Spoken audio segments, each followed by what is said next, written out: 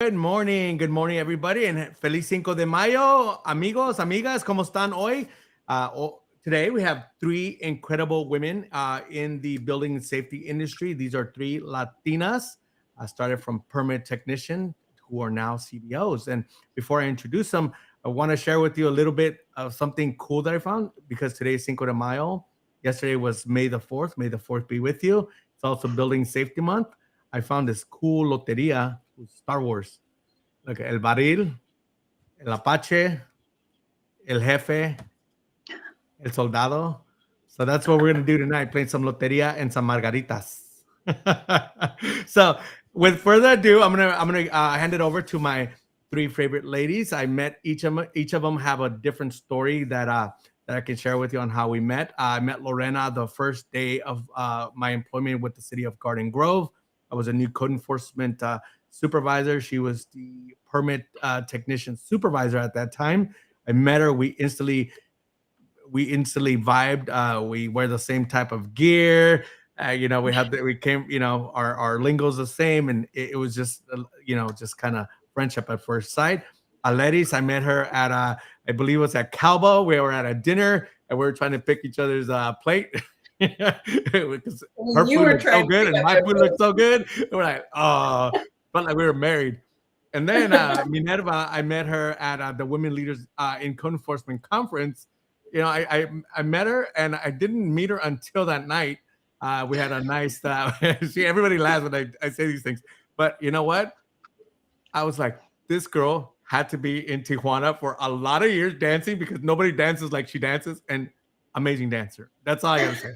So without further ado, we're gonna introduce each and our guests. So I'm gonna start off with Lorena. Lorena, can you tell me a little bit about yourself, where you're from, what got you into the industry before we go on your career path journey? Sure. Well, right now I'm working for the city of Redondo Beach as the chief building official. But a little bit about my journey: I started off as actually the Parks and Rec department in 1998, and then I got into building and safety in 1999. And after that, it was history. But my first position in building and safety was as a permit technician for the city of Manhattan Beach. I was there for about 15 years, then later relocated to Visalia, which is in Central Cali. I was there as the permit technician. When I left Manhattan Beach, I was the senior permit technician. When I went to Visalia, I took a step down. And was the permit technician there. Later, I promoted to the senior, and then again, I promoted to the residential plans examiner for the city of Visalia. When I left Visalia, I went over to Garden Grove, which is where I got to meet Pete, and I was the permit center supervisor. And after, I don't know, about 4 years with the city of Garden Grove, I left to go to the consultant side. Pete and I both did. We went to work for Four Leaf, which was a fantastic experience because I got to also experience many different jurisdictions and how they operated and how they just did things. Because, even though we all work for municipalities, every municipality is different in so many ways. Left Four Leaf and went to work for the city of Redondo Beach. And so this is my first year as the chief building official. I'll actually have my year in June. So I'm really excited about that. And there's just been a lot of great achievements throughout this whole career journey. I couldn't have done it without some great mentors. And actually some peer mentors. I actually lean on Alaris a lot, and we have a lot of great conversations and like, hey, have you ever experienced this? And what have you done in this situation? And then I have a lot of, male mentors as well that have helped me. Pete, you're one of them. David Dent, Garcia, Jay Shee. I've just had a lot of people pushing me and saying, you got this, have a little bit of faith in yourself, confidence, keep working. And this is where I'm at today. So now, just a quick question before I move on to Aleris. Um, when you how much experience did you have as going into the permit technician realm, and was it very overwhelming for you? Absolutely. So, like I said, I started off in the Parks and Rec department, and ironically, with the city of Tulare, it's in Central Cali. Um, in the Parks and Rec department, I was issuing street tree permits, which were typically encroachment permits for the public right of way when someone wanted to remove a tree. And so that was my experience into the permit process.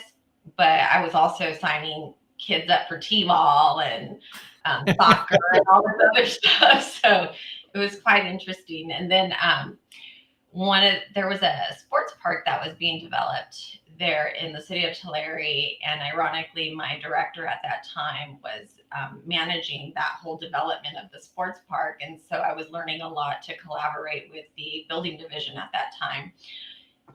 When I went over and I took the job with the city of Manhattan Beach, then that was when I was really just pushed into the permit processes and what that looks like. And it was very stressful. For one, I left my hometown, Visalia, moved to SoCal, was in a new location, had no friends, and no immediate family there other than my comadre. I lived with her in Long Beach for a while until I got my apartment.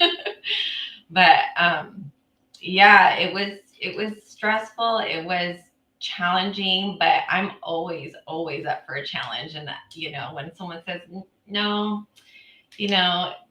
you can't do it, or maybe that's not the best thing, I'm like, no, I'm gonna do it. So just a quick yes or no. When you started as a permit tech, did you ever think you were going to be a CBO? Yes. Okay. And I'll tell you why. All right. So we'll stick to that. We'll move on to Aleris. All right. So Aleris started very similar. I interviewed Aleris before, and so Aleris, can you tell us a little bit about your journey when you started? How you started into the permit tech world, and were you scared? That was my question. Sure. So I actually started in local government as a student worker while I was still in high school. That's how I got my taste of local government, how I got my foot in the door. I worked for a very small jurisdiction, which was the city of Dixon. So a little similar to Lorena, it being a smaller jurisdiction, I actually was operating in various capacities. So from issuing dog licenses, dispatching the ready ride, to assisting with signups of children for different classes, assisting the planning division, building department.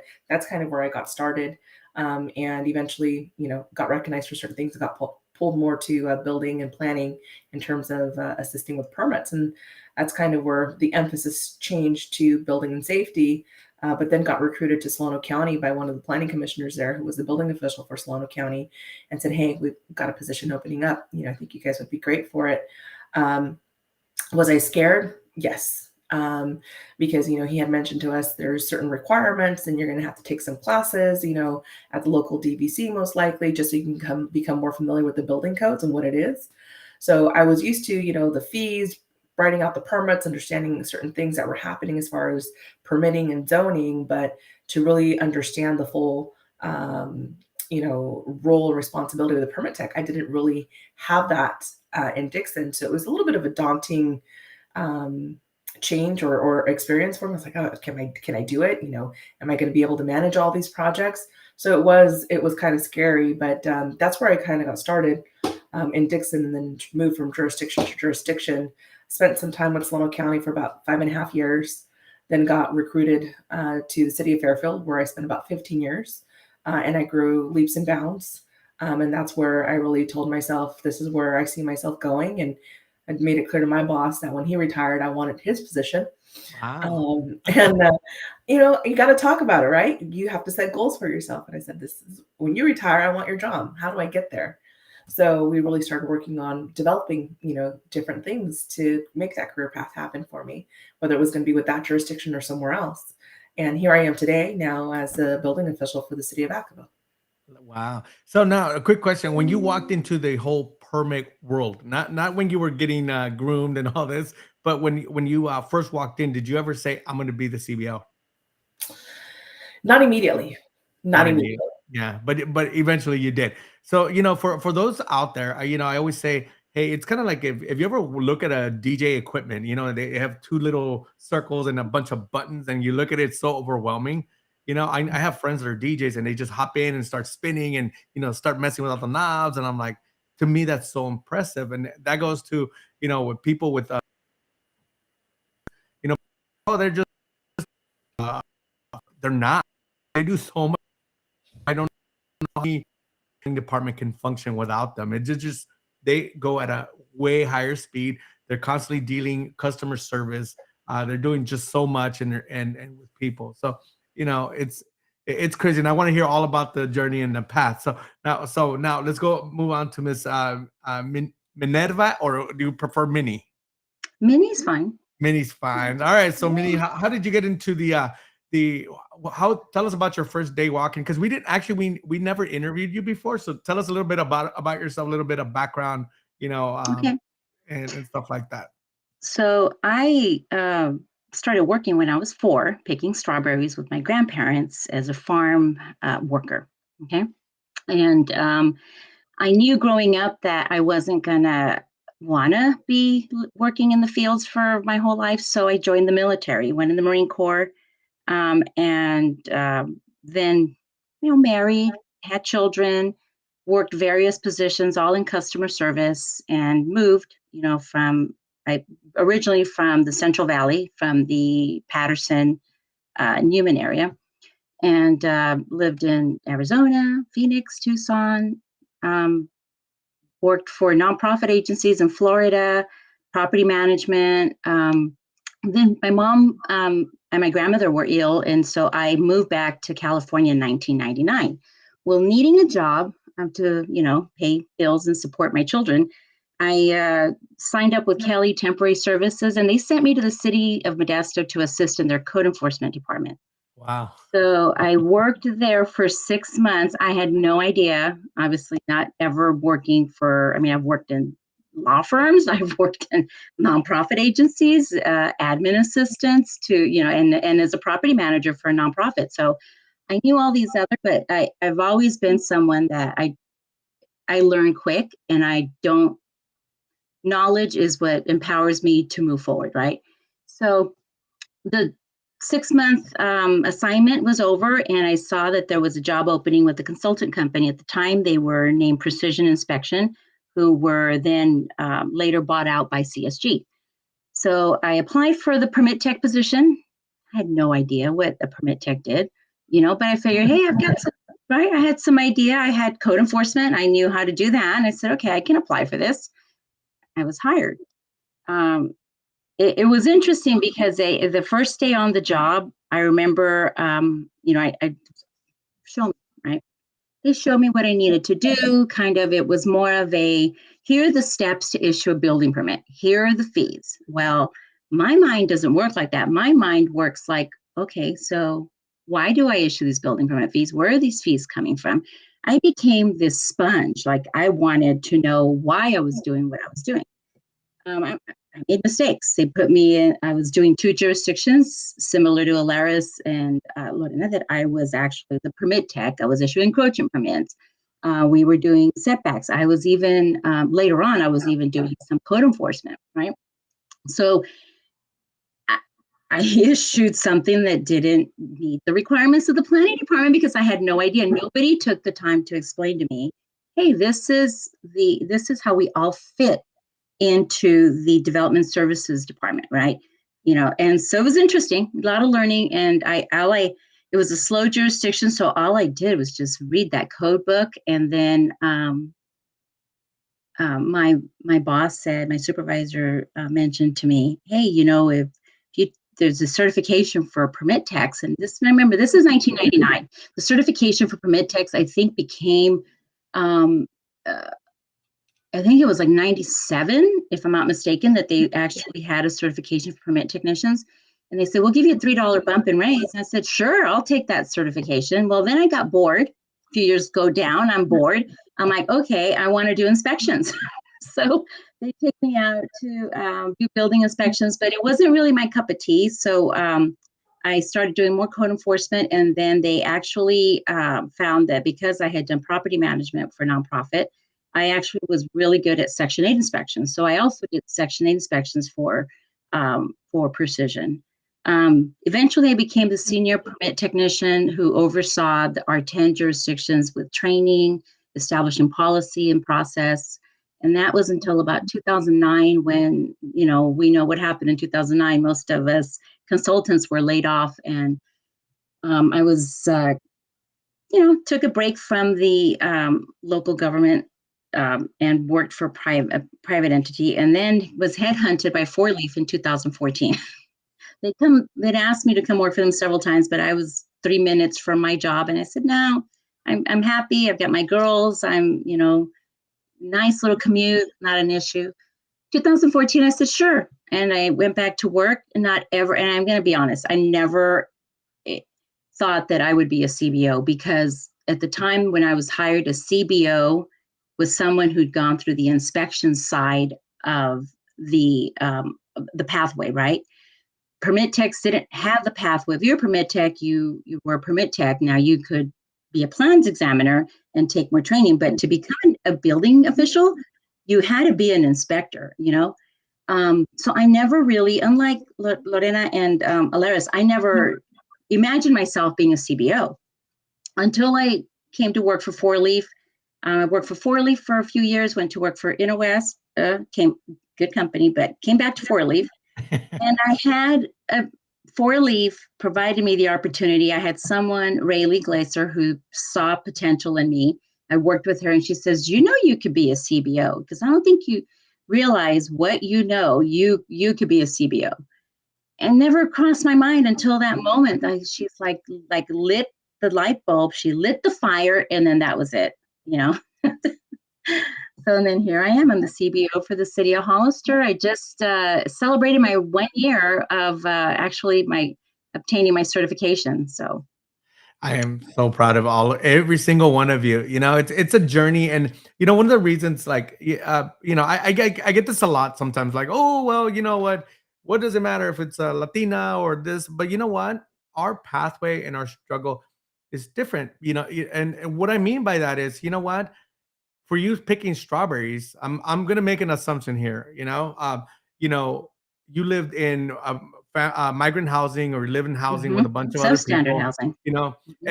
And one of those things that for us, like where I grew up, it's no longer in existence because it was that substandard. It was demolished by the city of Long Beach. And you know what? Similar to you, I grew up knowing that I was going to do something different in my life. And and all of us kind of grew up that way, and you talk to Lorena, you talk to Aleris, you know what? We are just completely different beings. I'm not saying that we're better, but we just knew there was something bigger for us to do. And people forget that we're helping people bring these properties up to compliance, building something that's going to last them a long time, that provides that quality and craftsmanship, with our inspections. You guys now oversee all that. It's an amazing thing. You don't realize, and people don't realize, the power that a building official really yields. There's thousands and thousands pages of code out there that get passed by thousands of CBOs every year, and the responsibility falls on you guys, saying, hey, now you have to not only administer the code but oversee that it's done properly in your jurisdiction. And and you can make decisions on materials, the way things are done, and it's just incredible. And people always look at law enforcement like, oh, they're so powerful. They don't really look at the power that the building official yields and say, hey, your property is now some standard. Guess what? You need to vacate. That is some incredible powers, and you don't even need a warrant for that. It's just your judgment, your expertise, and your skills, and that's the responsibility that a jurisdiction will give you because they trust your expertise that much. And from being a little girl, in Visalia, and anywhere, it's amazing. So, kudos to ladies, and we have to do it in Spanish as well. ¿Verdad que sí? Pues sí, claro. So do you guys have any interesting stories of the journey? Like, and I always say this, we become great leaders, we become great mentors because sometimes we have experiences where somebody told us that we couldn't do it. We have those people in our lives, and I'm a big believer that even the negative people are there to teach us a lesson and to help us grow. Did any of you ever have that naysayer saying, "Hey, you're not gonna, it's not gonna be you. You're not good enough," or even growing up, a teacher. Did any of you ever have that? A naysayer? Yeah, naysayer. Um, yeah, an ex-husband. That's why he's an ex. That's awesome. He said, I remember buying my first house, right? We bought it together and then he moved out. And then I had dreams. I said, I'm going to put in a stamp patio in the backyard. He's like, yeah, right. You can't do it. Next thing you know, I've got a stamp patio. So I think that the more somebody tells me no, the hotter that fire gets in me that I want to do it, and I'm going to do it, So yeah, but that's my personality. But sometimes we need those personalities. I mean, we need that. For me, I love when people tell me it's impossible or I can't do it. It fuels my fire. And I think each and every one of you on this stage, on this platform right now, you get the naysayers and you have to prove them wrong. It's not like because we're stubborn, maybe a little bit stubborn, but at the end of the day, you know what? We continue to challenge ourselves because I tell you, I'm gonna put Lorena on the spot. I remember, when walking into Garden Grove, we were talking about being a building official, and she's looking up to the building official at that time, and that building official was one of the best building officials that I've ever worked with. To me, his name is David Dent, and she's like, I want to be like David, and I remember telling Lorena, no, you need to be like you need to be the más chingona CBO. And she's like, oh, I can't do it. I go, yes, you can, and that's how it went. And she put in the work. I mean, she got cast. She got cast, and I know. Similar to Lorena, I love putting people on the spot. We're not we're not. For me, I wasn't the best public speaker out there. But when enough times you get to do this, and it becomes a second nature. And even Lorena, I remember going through just a simple presentation on Building Safety Month a few years ago. We spent like how many days did we spend? And tell us a little bit about why you're so nervous and how you overcame this. Because as CBOs, you constantly have to go in front of city council. You constantly have to go in front of community groups, management. So how did you overcome that? And what was your biggest fear, Lorena? I think just like messing up and having people judge you and thinking like, oh, what is she doing? What is she saying? She doesn't know what she's talking about. That's always a fear. But you know what you know, and you have to have that confidence in yourself. I think what helped me was you and a lot of practice for the first presentation for public speaking that I did there with the city of Garden Grove. It was on accessibility. Oh, you're tongue deaf. But yeah, and I think you're always going to have that nervousness. At least I do, getting in front of people and speaking. But it is a little bit easier now with having done it multiple times. It does get a little bit easier. So just got to trust yourself and prepare. A lot of preparation goes into public speaking. So I'm gonna tell you guys a little story. So I remember her doing her first presentation. She had so much anxiety. I don't know how many times she called me. And I remember going through her slide points, and it had a bunch of bullet points. I'm like, get rid of all those bullet points. Stop it. Nobody reads. Focus on the picture and explain it while you're doing it. I think that was the best thing. And I remember going over Lorena's house because she's like, I'm so nervous. I think it was like a couple days later, right?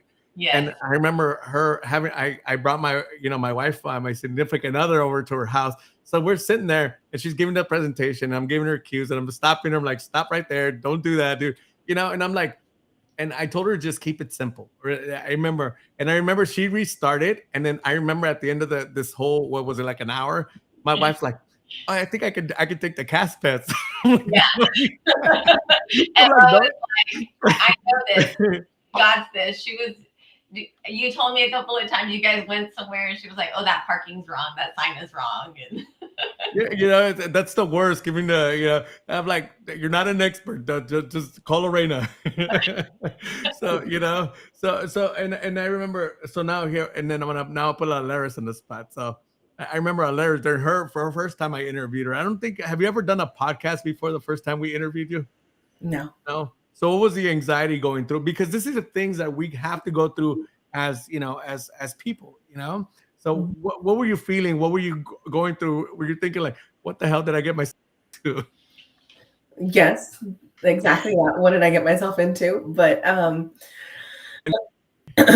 it was it was nerve-wracking. I wasn't used to doing really any level of public speaking. One of my jurisdictions, they knew what my goals were, so they're like, you know what, let's work on your public speaking skills. Let's start having you do presentations for within the department, for the entire department.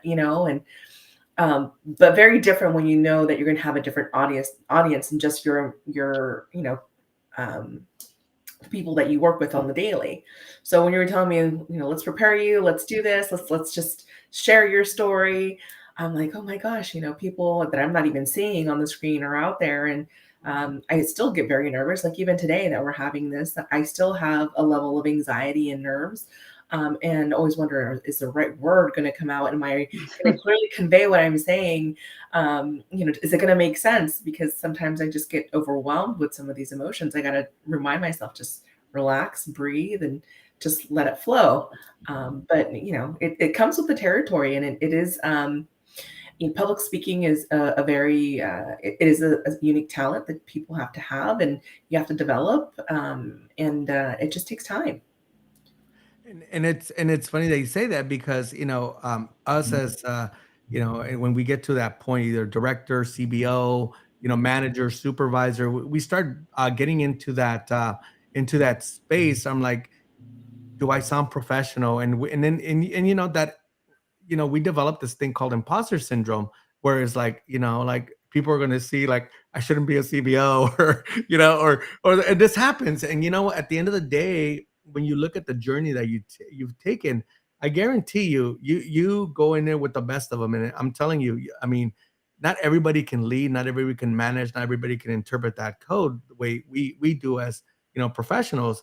And one of the things that I'm always big on is like you have to put that public persona out there. You're the CBO. You're the CBO right now, city of Vacaville. That's who you are. That's your town. Somebody wants to build, guess what? They have to go through me, Alaris. Somebody wants to go through Hollister. Somebody wants to build something nice. Guess what? They have to go through me, Minnie. It's awesome. And when you get into the beach cities, they have all sorts of crazy beach regulations, and these are things that us as you as building officials, you guys can talk about these things and say, hey, you know what? There's not a lot of Latinas out there, so there's a little girl out there, and let's say in the Central Valley area that is looking at to say, hey, there's got to be a better alternative to what we're doing. There is, and I think providing a pathway even from permit teching, saying, hey, it's not people down on that as administrative duties, but you will ask any CBO, they would tell you that's one of the most important frontline jobs out there. But at the end of the day, they always get paid the least, and that needs to change. So we always want to bring credibility, because a lot of them will be the way you ladies have become examples to these permit techs. And like, if I can do it, and Minnie can do it, and Lorena can do it, and Rayleigh can do it, and there's tons of there's starting to be more women building officials out there, and it's becoming more it's becoming more of a norm, but they need that constant reminder. Hey, it's that little girl who lived on a farm, who a little girl who lived with her parents, and volunteered or did a school project, or just kind of fell into it. I never in a million years thought I'd be in code enforcement, and I never in a million years thought I'd be a consultant, and here I am. Similar to Minnie, that I don't know who you recruited you, but me, that Craig Toll was very relentless when he.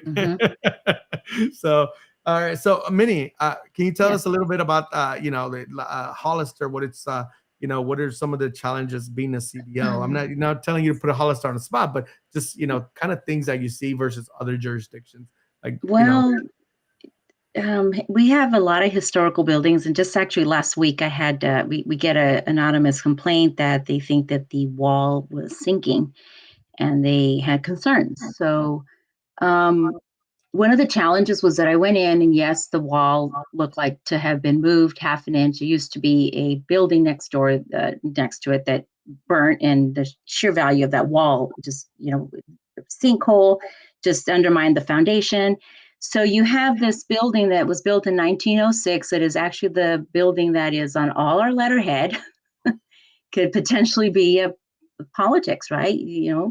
I have 3 tenants occupying the bottom floor, and you walk out of there and saying, okay, do I post it or do I not?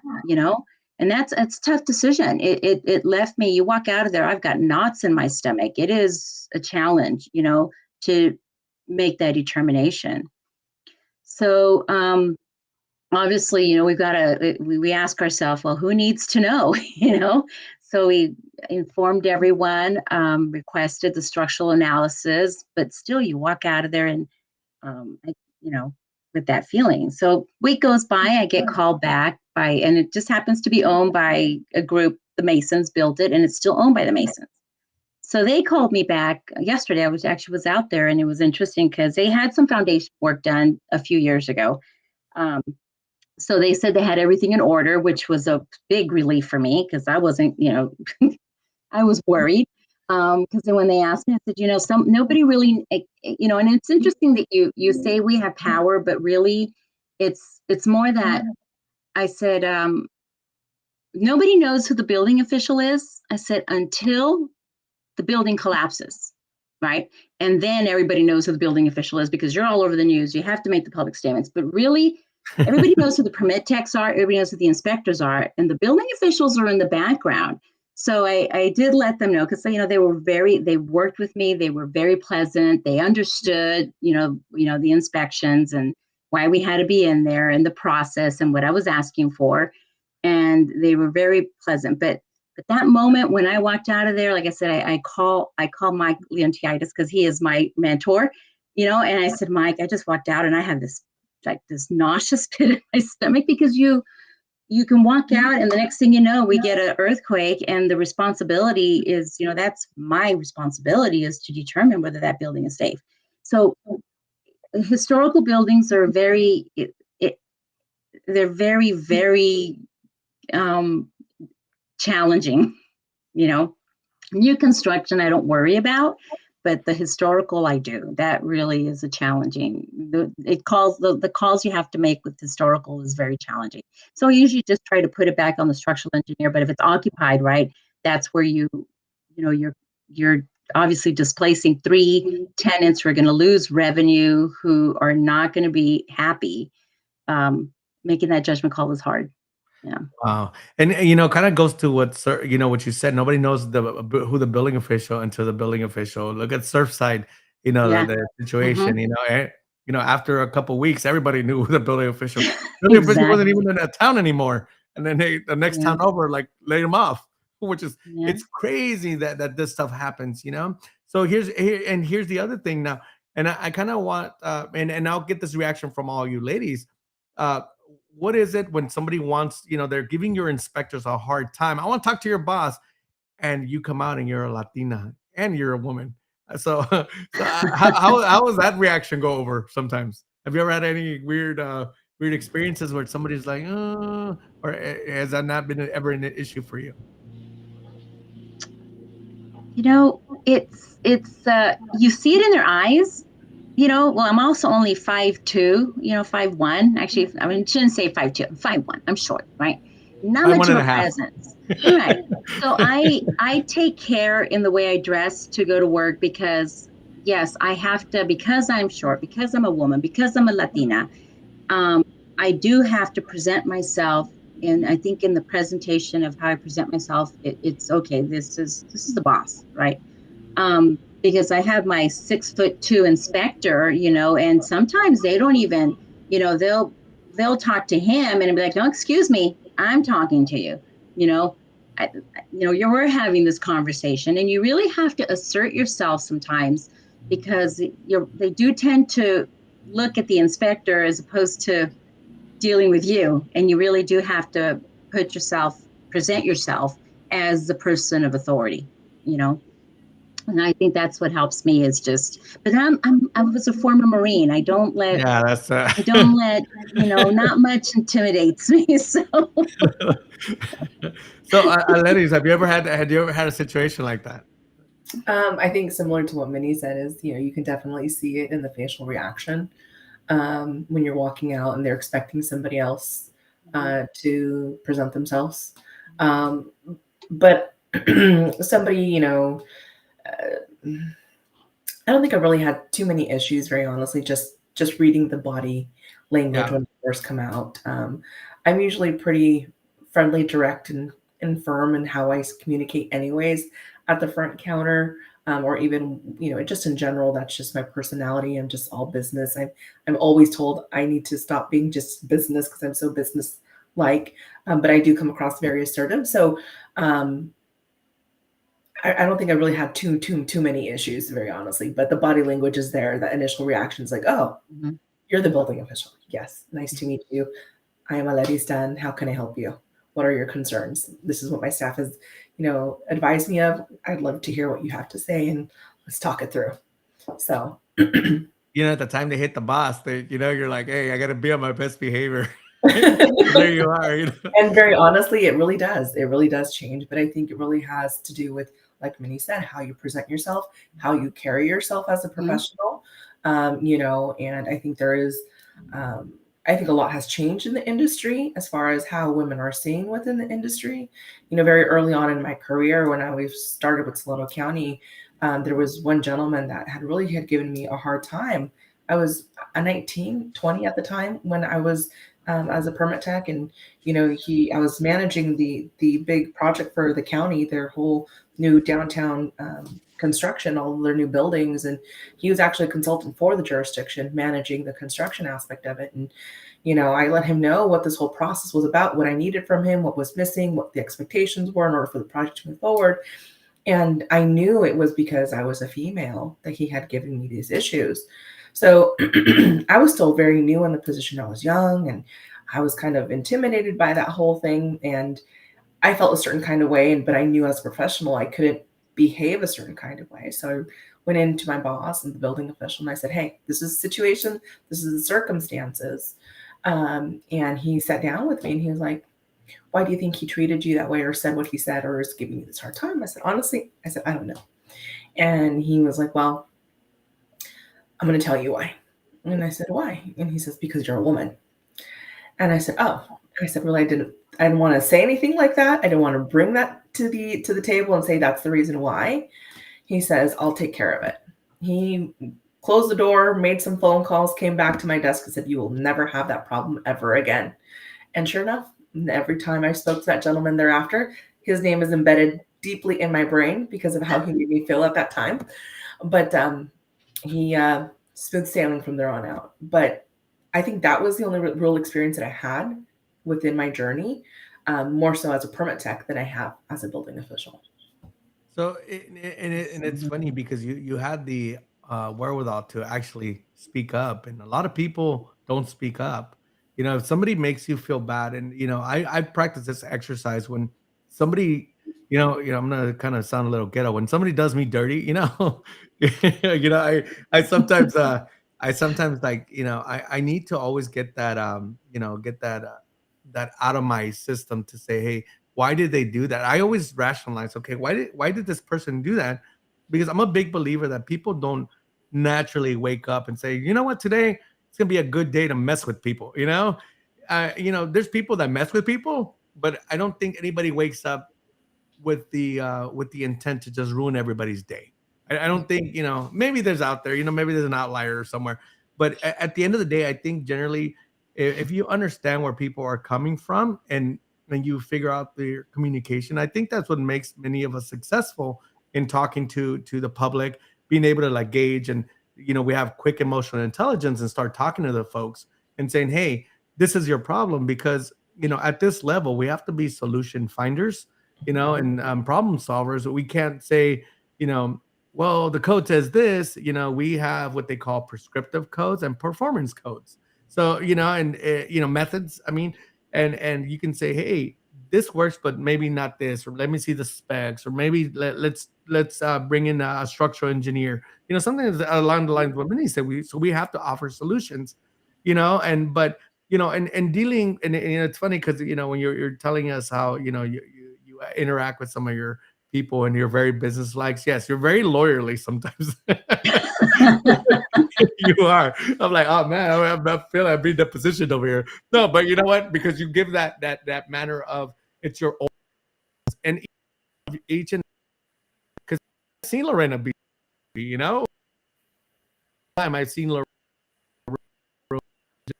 kill it with like, hey, and this is what I do now. Lorena, have you experienced anything similar? Now, and then what we jumped in on the being the female. Have you experienced any negativity as far as a customer coming in and not wanting to listen to you because of your gender? Well, I think I'm going to echo more of what Aleti said, is that I experienced more of that as a permit technician than a CBO. So as a permit technician back in the day, you're trying, the goal is always to help the job move along and get it to CFO. So, when you're explaining this information that maybe the engineer, the architect, or the contractor needs, and maybe they don't like what you're saying, so they're like, I want to talk to someone else. And you're like, okay, it's either because one, I'm a woman, or two, they think there's another avenue that they can get away with or get around. So when I was a permit technician, I would, accommodate them and then get like either the plan check engineer or someone else, and they would reiterate exactly what I said. And then all of a sudden it was okay. So now, many years later, here I am as a CBO, and I walk out to excuse me, that's Chloe back there, you guys. I walk out to the counter, and then they see me and they're like, oh, okay. And it goes back to what Minnie says, is it's how you carry yourself, how you speak, how you present yourself. And you demand that respect by the way you carry yourself. So right now I would say, no, I haven't had, sorry, she asked for the restroom. I haven't had many experiences like that in my current position, but definitely the challenges were there when as a permit technician. Sorry, I'm going to mute this. All right. So now I'm going to kind of come to all you guys real quick. Has there ever been a moment in your careers with, when you had an experience where somebody just, I wouldn't say broke you, but they put you in that position where like you were second guessing your career path and saying, you know what, the level of customers are the way they're treating us, like because I'm a female, or because, or anything like that. Have any of you ever experienced that where you're like, I need to walk away from this from this? Have you any of you ever experienced that? Mm-hmm. All right. So well, when I said that I had dabbled and actually had started training to be an inspector, mm-hmm. I did, and that's one of the reasons why I did not. I did not proceed in that path, was because I had gone out. I had done a few, with you go out. I had done a few foundation inspections, and I was going out with the normal inspector and training and so forth. And I happened to go out to an inspection where there was a contractor who was Hispanic, nice man normally, and I noticed that the setbacks, somehow they had forgot to put in an easement, and I'm doing the inspection and I noticed that the setbacks, or their house is like 10 feet into an easement that, so I let him know. I said, we're going to have to, we have an issue here. And he had an issue with that I was the one giving him that direction and not the male inspector that was with me, right? And so we got back to the office, and of course, he lost his cool. The contractor lost his cool. Ron, bless his soul, he was a mentor of mine. Has been from the great code enforcement officer, inspector, and building official, right? And he says, Minnie, he goes, it wasn't that you made the call; it was that you're a woman, you know. And he goes, and unfortunately, you know, you made the right call. But when you're in training, and then, you know, I don't think he meant anything by it, but he just says, can you just let me know first? And it kind of, that turned me off. Like, okay, am I going to run into this? And I'm someone that I can be professional. But at that, I was younger, and I thought, okay, it bothered me. It bothered me so much because I'd come from a Hispanic background where the men had the right. And it bothered me. And so I took a different turn in my career because of that. It really impacted me. And would I do that again? No, I'm older, more seasoned, wiser.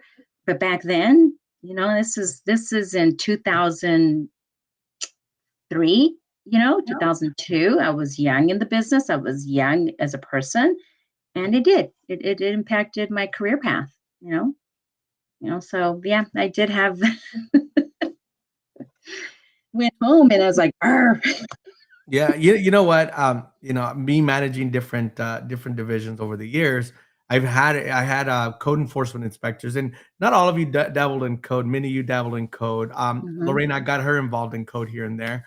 Aleris, I think you oversaw code or you oversee code. So you know, so we're all it's you know, they're very different. Building inspectors, code enforcement, completely different.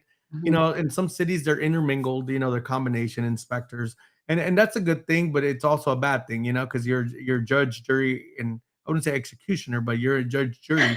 So you know, but at the end of the day, I've had I had experiences where, you know, I had a female inspector go out to a property and, you know, talk to the person. I go out there and they're pleading their case to me, and they're saying, hey, the inspector did this. I'm like, well, and I'm like, you know what? I'm going to talk to the inspector because she should have wrote you up for more stuff. And then I start pointing everything out. I go, so you either deal with the inspector, or you're going to deal with me. So, you know, the inspector is giving you a break. So I would I really suggest you work with the inspector, you know, but I am going to talk to the inspector because, you know, that, yeah. And then later on, you know, and then they know, then, you know, it's a way to deflect from them. And it's just kind of like a strategy that, you know, that you talk to people and then they're like, oh, and then they end up becoming really good. You know, they work together better than they want to work with me because I always have to put the, you know, the other hat on, the Oakland A's hat, you know, the A hat, you know. And at the end of the day, you know, to me, it's important, you know, that I make sure that the people know that that person is the person that they need to work with. They're not going to get a pass because I'm a male. You know, they're working with the female inspector, and they need to respect her. They need to make sure they listen to her, and they need to make sure they meet the timelines, because I have no problem I will always back up my inspectors no matter what. If they did something wrong, then I would say, hey, you did something wrong, but let's see how we can give these people some alternatives to help them out. You know, I'm also the type of person that if my inspector messed up, I'm gonna sit my inspector in what do you call it, in private, and say, hey, this is what's going on, and talk to them about how to rectify whatever the mistake was. So, you know, as a male inspector dealing with female staff, it's you know, it's, do we have to talk different? Yeah, because sometimes, you know, sometimes people can get emotional, and you know, it's a trait that even us as males we have. We can get emotional, but sometimes we have to take that into consideration, because I'm really in one of the few believe that women have a unique sense of nurturing and emotional when they're working with the public. They get more emotionally invested. I don't know if am I wrong? Am I correct? You know, am I being like, you know, just a normal guy, or I mean, you know, but you know, most guys go in there like, hey, this is the code, da da da. It's, you know, these are your options, da da da. And women tend to say, hey, you know what, this will be a good thing for your kid, or you know, like, it's, am I right or am I wrong, Alaris? Minnie?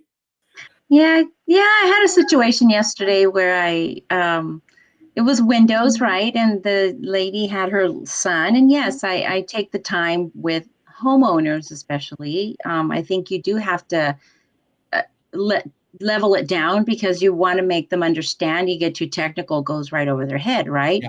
So you do have to take the time to do that, and then basically identifying like, oh, you've got a son, your egress window, and then you get more on their level as a mother and safety and so forth. So yes, I agree in some aspect. Depends though. It depends on who I'm speaking to. Yeah. If it's a contractor, well, they know what they're supposed to be doing. But the homeowners, owner builders, yes, tend to do that with owner builders more so than contractors. But even with with not owner builders, but contract, I've been doing this for 20 years. I'm like, well, Yeah. you needed a permit, right?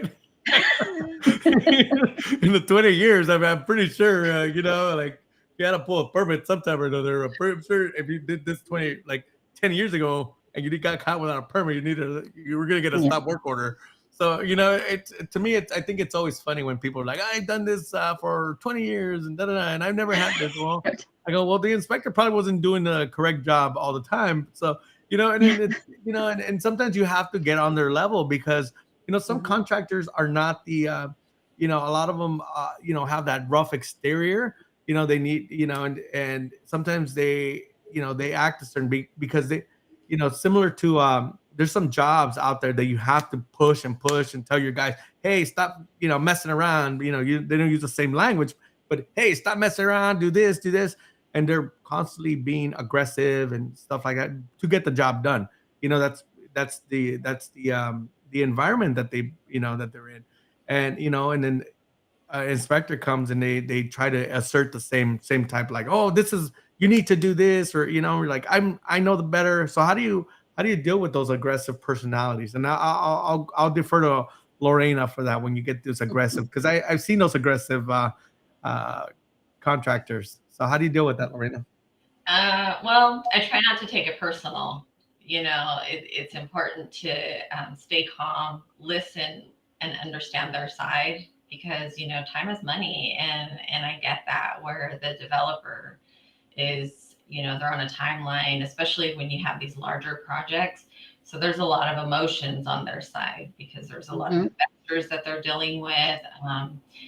It's just, and every job is different. So I think one of the biggest things is just you can't take it personal, and then you just have to stay calm, stay open to providing solutions and thinking outside the box. And I think that's one of the things that always works for me is that I'm willing to listen. I'm willing to work with them as best as I can and within reason, and seeing maybe the intent of the code versus the absolute letter of the law, and just staying open to solutions.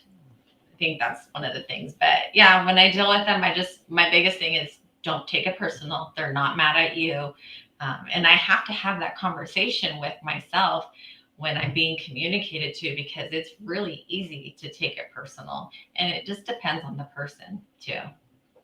Yeah, and Minnie doing code enforcement, it's a whole different things because with building inspectors, people welcome you into their home because they need that final signature. With code enforcement, you're Yeah. really more like, hey, guess what? You're not up to par. And you got to deliver. We're the constant deliver. We're the city's henchmen as far as delivering bad news to folks. And it's normally based because somebody didn't like something, or we got a complaint, or or the property was just out of hand that the officer just had to look at what was going on. So it's a whole different world, and I love the tie-in, and I love how each and every one of you, I know have had a hand in code enforcement at some time or another, because I've had conversations with each and every one of you, and Minnie, today I really hadn't had a conversation with you about this, but just having seen your experience, because I just recently came from the Central Valley area, and I'm telling you that whole place needs code enforcement. And you know what? um, and just seeing the amount of stuff going out there, the construction, they have a whole different way of doing things in that area. Very property rights, kind of folks, and Mhm. talking to them, it's a little bit different. So, and here we have a whole panel of women in three different, I wouldn't say different areas, because Alaris and Minnie, you guys were pretty closer to each other than Lorena, but it's a diverse place, and you guys had a different pathway in different areas, but you guys all got to the same place. You guys are CBOs. You guys are the queens of your kingdoms, and that's awesome to see. And I'm very proud of each and every one of you. And just being able to, like, me growing up at school, we didn't know about building officials. We didn't know about building inspectors. We didn't know about Mhm. code enforcement. And today you can say, hey, I'm the one that helps build big buildings. I help put them together. I help manage the team to make that happen. And that's an incredible thing for a little kid to hear and to say, you know what, when I being Latina, saying that's it. I you know so with that, I thank each and every one of you guys for coming out here today and or being on the panel today on the Cinco de Mayo. I'm sorry, Mark, it's not 5 o'clock yet, but it will be like a few hours. Just I want to say thank you to each and every one of you for joining me today on this Cinco de Mayo panel. This is our second annual one. Last year we had some managers on here from code enforcement. Today we have Latina CBOs who told us a little bit about their journey and what they're up to. So thank you, ladies. Thank you for joining me, and we will see you again. All right. Thank you. All right. Thank you. Bye.